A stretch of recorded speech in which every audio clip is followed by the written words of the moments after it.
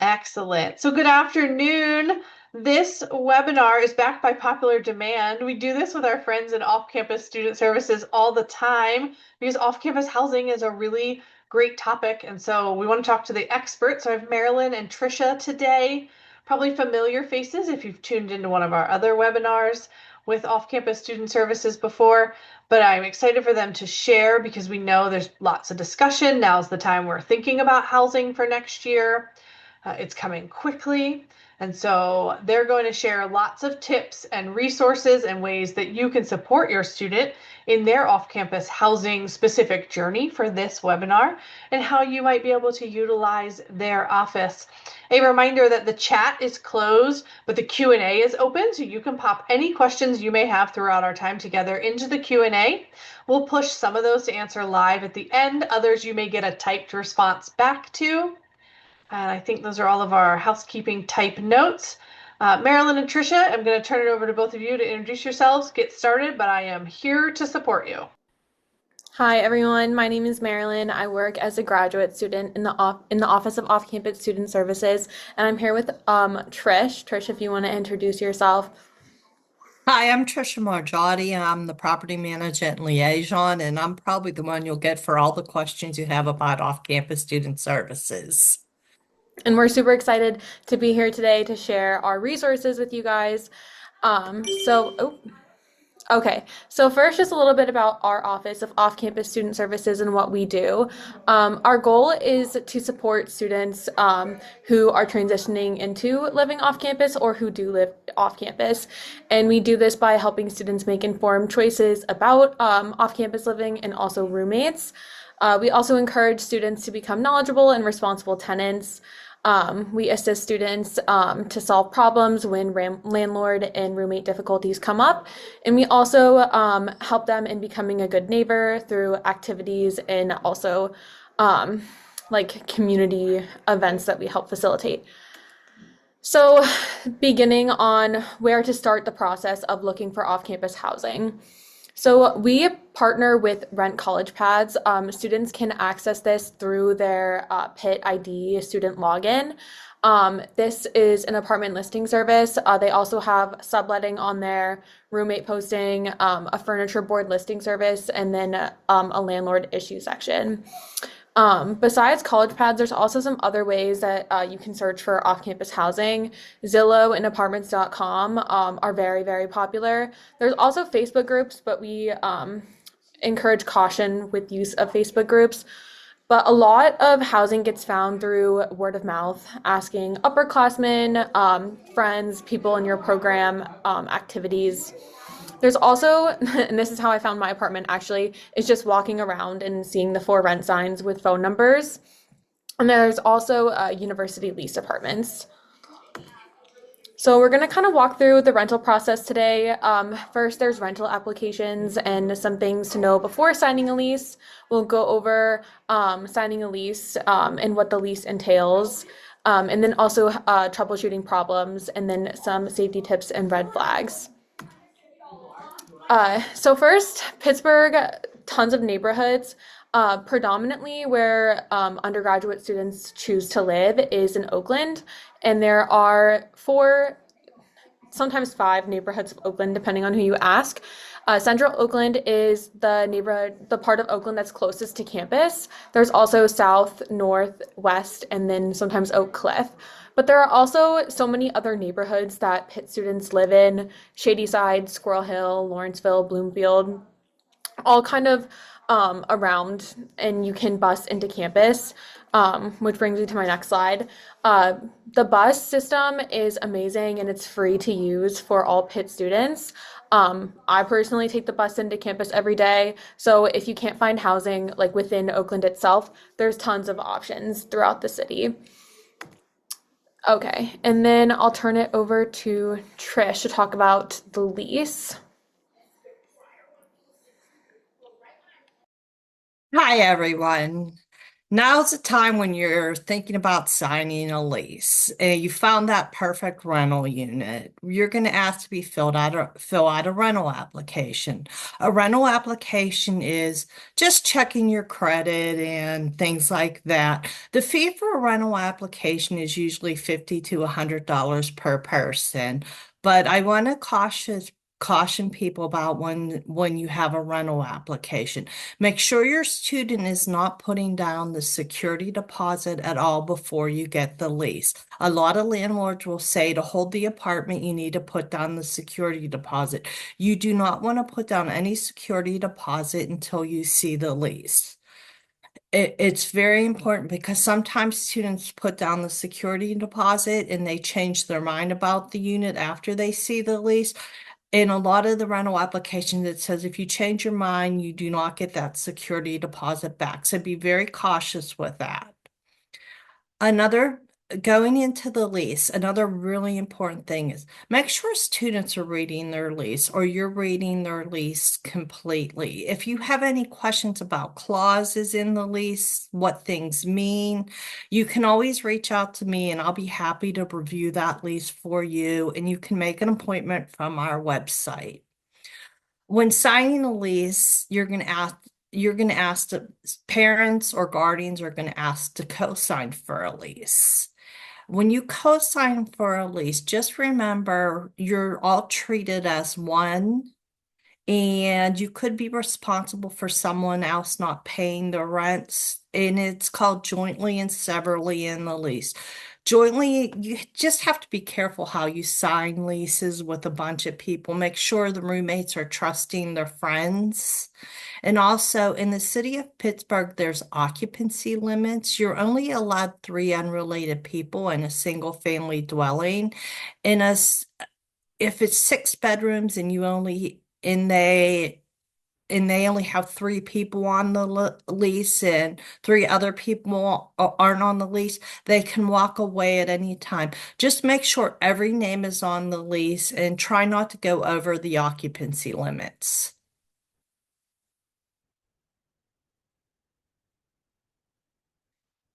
Okay, we're going to go into leases and tenants' responsibility. The rent payment process. How do you pay the rent? Do you pay through a portal? Do you mail a check? Do you pay through Zelle or any other payment things like PayPal or anything like that?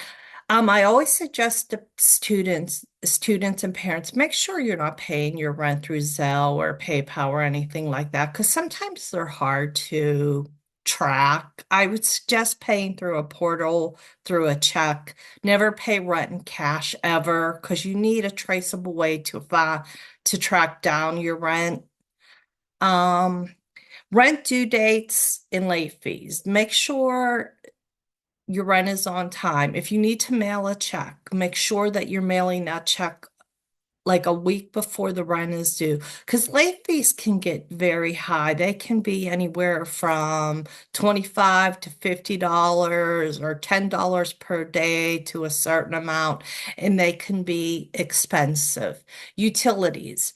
When you're looking over your lease, make sure you know what utilities that you're paying and whose name they'll be in. If you're going to be billed for utilities such as water and sewage, do you get an exact copy of the bill? If you're in an apartment building and they bill you and charge you a certain amount, make sure you have that certain amount determined in the lease, because you don't want to be overpaying for any utilities that you're billed for. Ask the landlord how they come to, if they give you a certain amount you pay each month, you want to ask the landlord how they come into this amount.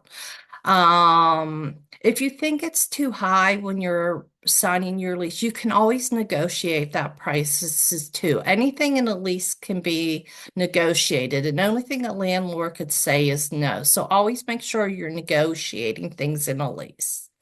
Okay, and sometimes students are responsible for lawn maintenance, and this is very important because the city of Pitts, they don't realize that they're responsible for clearing the sidewalks, clearing snow off the steps. If that if anyone would happen to fall or get hurt, the cost can come back to the students, which is very important. And just make sure when you're looking over the lease, who's responsible for maintaining the lawn.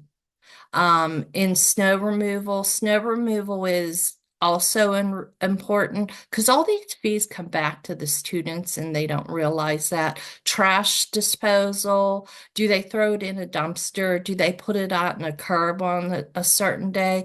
Because the city of Pittsburgh can be very strict with their trash and recycling rules. And if you're shoveling sidewalks within 24 hours of a major snow event, a lot of times the fines do come back to the students. Okay, this is repairs or extermination. When it comes to repairs, sometimes students are held responsible for small repairs in an apartment up to a certain amount. Where do they report repairs? What are they responsible for? What is the landlord responsible for? And this is all detailed usually in a lease. So make sure you're reading over that lease carefully so you know what extermination. You want to, a lot of times when you're renting houses, extermination falls completely on the students, and you only have so many days after you sign the lease, because a lot of times in a lease there's an as-is clause. Extermination is really important to watch out for because it can get costly. What are they responsible for? What is the landlord responsible for? And read over the lease carefully. The lease and the end date and time.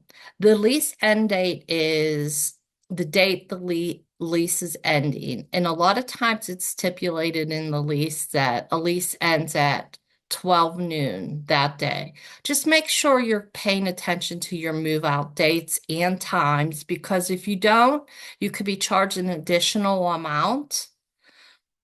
Another thing is your move out and cleaning requirements. Make sure you have those before you move out and also take pictures when you move out of the property to make sure everything is in proper order, it's clean. If you move into a dirty apartment, doesn't mean that you can leave the apartment dirty. Just make sure it's broom swept or according to what it says in the lease or the move out instruction.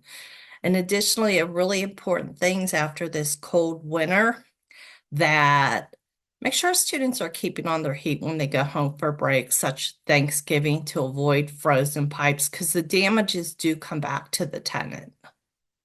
Thank you. Okay, so we have some green and red flags for when you're looking for off-campus housing and you're invited to tour a property. So a green flag is when you're actually offered a tour of the property and to like see the exact unit that you'll be moving into. Also, something to look for is if the property manager or whoever you're in contact with is like being easy and open and communicable and friendly. You also, you want to have time to think about the apartment, think about the lease, think about things.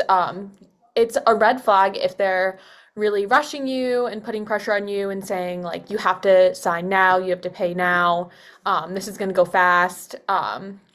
That's not really a good sign. Um, it's also a green flag if the building looks like well kept on the inside. If you're touring an apartment complex, like look at the lobby area and like the communal living spaces. Um, keep into keep in mind what the amenities offered if you're moving into a building, and thinking about if the rent is reasonable and if it's in the comparison of what kind of market value is. Um, and overall, a transparent process is good. Some other red flags, besides just being rushed, if they're being difficult to contact and they're not being responsive, they'll like ghost you for a few weeks, then come back to you. That's not really a good sign. If the building looks unsafe, if they're not fully answering your questions, if it seems too good to be true, if you're like scrolling through like Facebook Marketplace or apartments.com and you see something that looks too good to be true, the rule of thumb is it probably is too good to be true. If the property manager is like overly aggressive and overly eager about their property, that could be a red flag as well.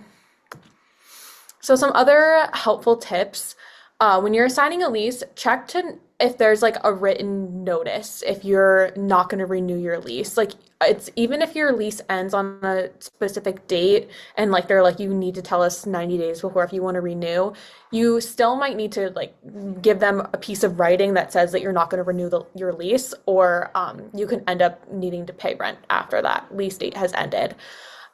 Check if there's an attorney's fee, or any other like circumstances that you'd be required to pay your landlord's attorney's fees. Also look for any other administrative fees that you're required to pay, and then whether you're receiving any type of service for those fees. Some apartments will charge you an application fee that's like completely separate from the security deposit, so kind of keep that in mind. Check and see if a damages like move-in sheet is required and when it is due.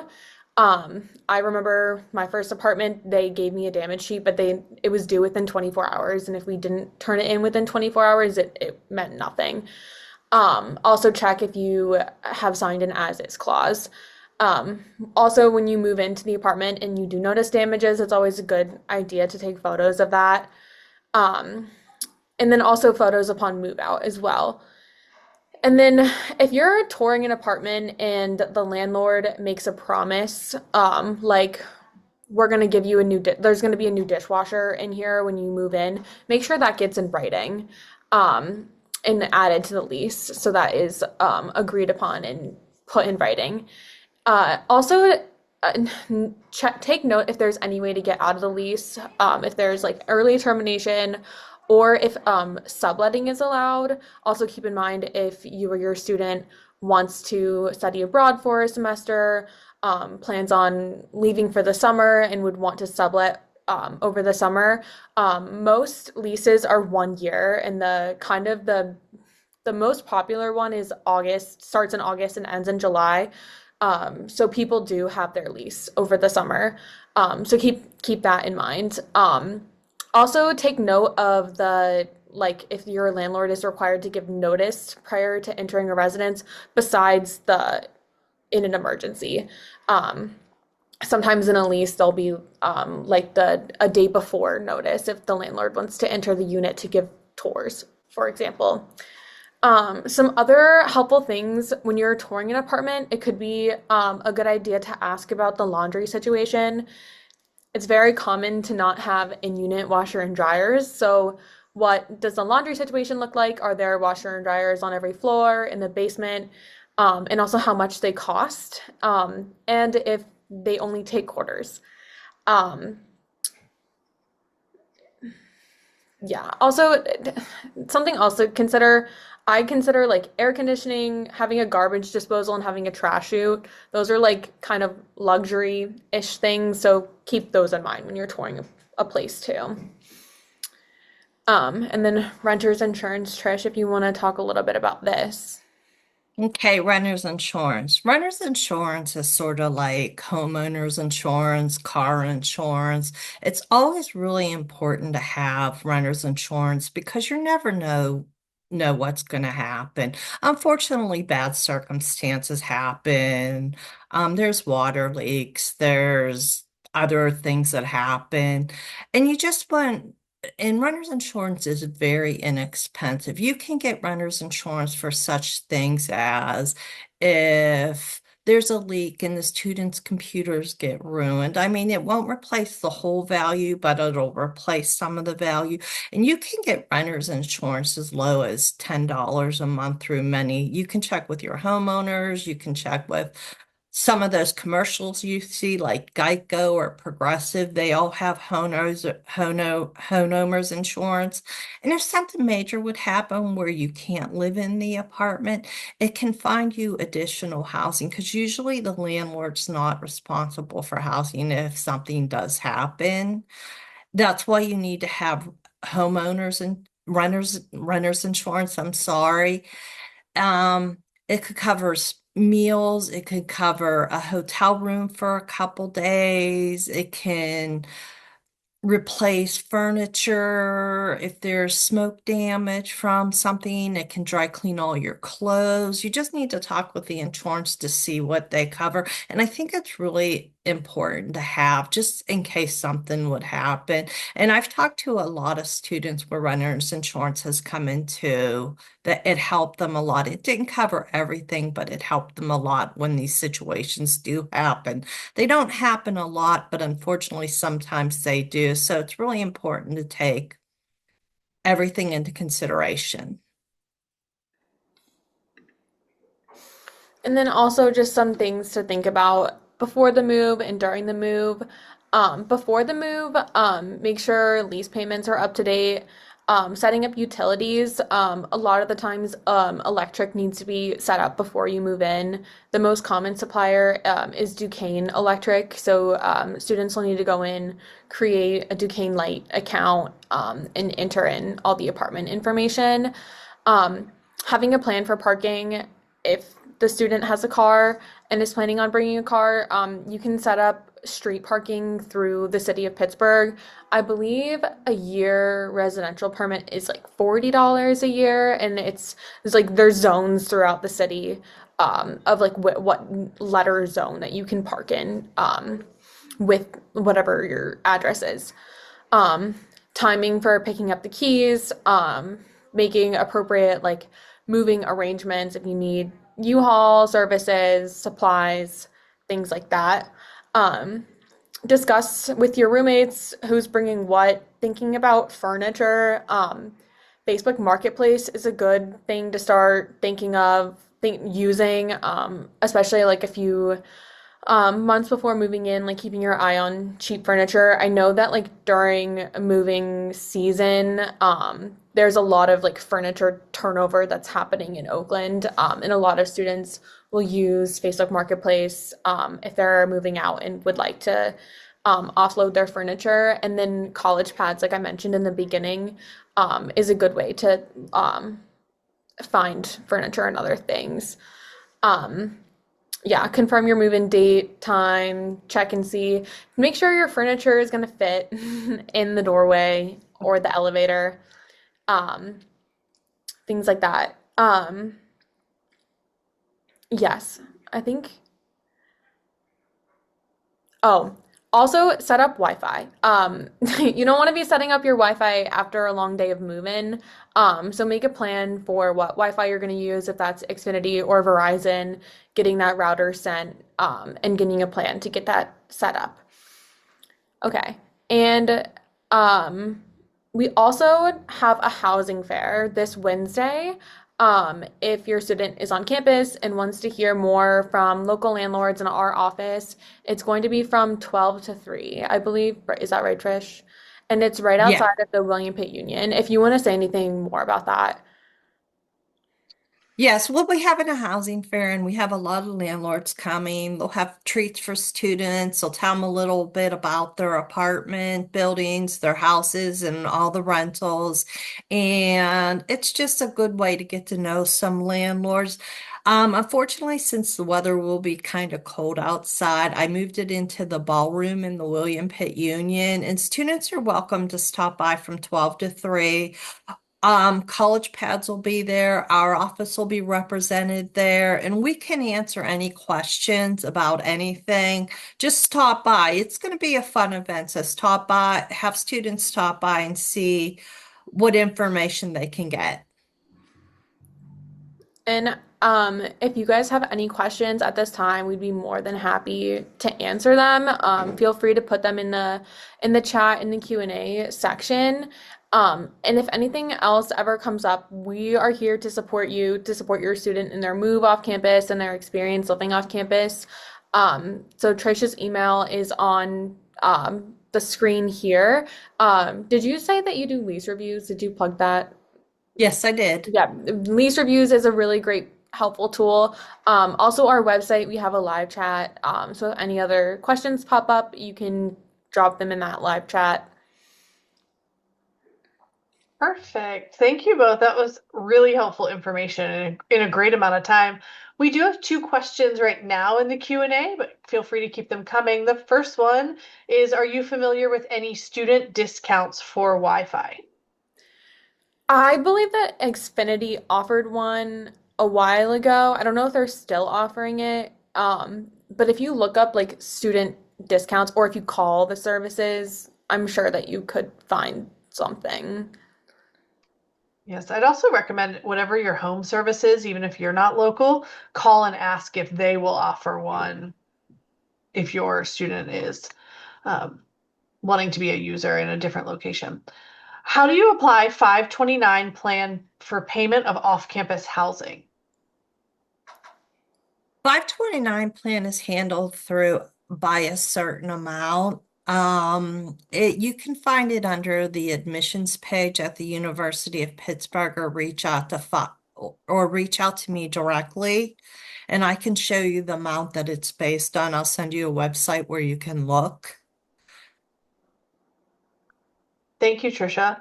A reminder that Trisha's email address, contact information is right up on the screen right now.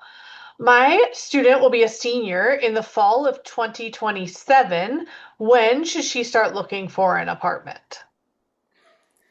It depends on the neighborhood, I would say. For Oakland specifically like South Oakland, those apartments do get turned around faster. So I would say at the beginning of the fall semester, like next fall, um, in October, like October, November usually is when the Oakland leases get signed. But for the other neighborhoods like Shady Side, Squirrel Hill, living a little bit further out, that's more of the spring before into the summer, um, I would say. Thanks, Marilyn. So I know it seems like a wild timeline, but you're really recommending like just in 6 to 7 months they start looking, right? Because like Yes. September, October Yeah. is really just 6 or 7 months away, while it feels much longer away. It's going to come Yeah. quickly. So that's a great question to have answered so that your student has their timeline. And This is don't a stress question. about it though, because I know that brings a lot of stress, but like if people everything usually works itself out and but the fall is a very stressful time I feel like for a lot of people, but everyone will get housing. So don't stress too much. Wonderful. The next question is about the housing fair. During the housing fair, do you give a list of recommended landlords that are trustworthy? Uh, we don't have a recommended list of landlords who are trustworthy. It's just doing your homework, Googling and the landlords and making your own determination on how the landlords are. A lot of the landlords are okay, but if you have any questions about landlords or areas, you can always reach out to me directly. And we can go over reviews that are through Google or whatever you need. Wonderful. This next question is, I'm going to guess, really based on your student and how they prefer to eat. But the question is, do you recommend keeping a food or meal plan? I think this really is based off of students and how far away they are from campus and if they need to like it is really individualized per student. I would recommend doing the math and seeing if it makes sense for your student situation. Also, Oakland is a food desert, so thinking about access to grocery stores and how making a plan for like what grocery shopping and like meal planning would look like, and if a food plan on campus is needed to supplement that or not. It's wonderful. The next question is, if an apartment building has a for lease sign out front, does that mean they have openings? It seems like the signs stay up year round. I feel like that too. So Yeah. that's a good question because they might just not take them down. Yeah, I think it would be worth calling them. I think like how I found my apartment was like a for lease sign and the phone numbers. It's a good way to find like housing, I would say. So even if they might not take it down, I think it's still worth the call. That's wonderful. Those are all of our currently opened questions, but I don't want to cut anyone off as you're processing the information. We can wait 1 or 2 more minutes. Trisha, Marilyn, if there's anything you've thought about that you want to add, not to put you on the spot, but I know sometimes as you're talking, you're like, oh, I kind of forgot to mention this. Or if you just want to remind them of the housing fair so they can text it to their student. Did we mention the three-person limit in Yes, we Pittsburgh? did. Yes, Yeah, you yeah, did we talk did. about occupancy. Yes, it's good.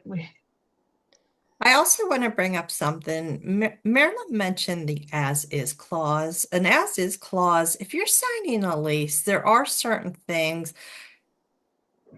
when signing an as is clause, you're not signing that apartment as is. There are other stipulations. It has to be a habitable apartment. So that it as is clause is kind of iffy. Just be careful when you're signing a lease with that clause in it. That's a great addition. We had a question come through about finding a roommate. What are some ways that people can find roommates? I think there's a good amount of Facebook groups, and then also through College Paths, there's a roommate service. Trish, we don't have any roommates planned yet, do we? Roommate event mixers planned? No, we will though, and probably I want to say November we'll have a roommate social where students can come and meet each other. We're planning on for November, but we want to see what it entails and if students are still interested. A great place to find a roommate too is on our site, College Pads. It's a login site, and everybody on there will be a student at the University of Pittsburgh. So that's a good site to look at too for finding a roommate.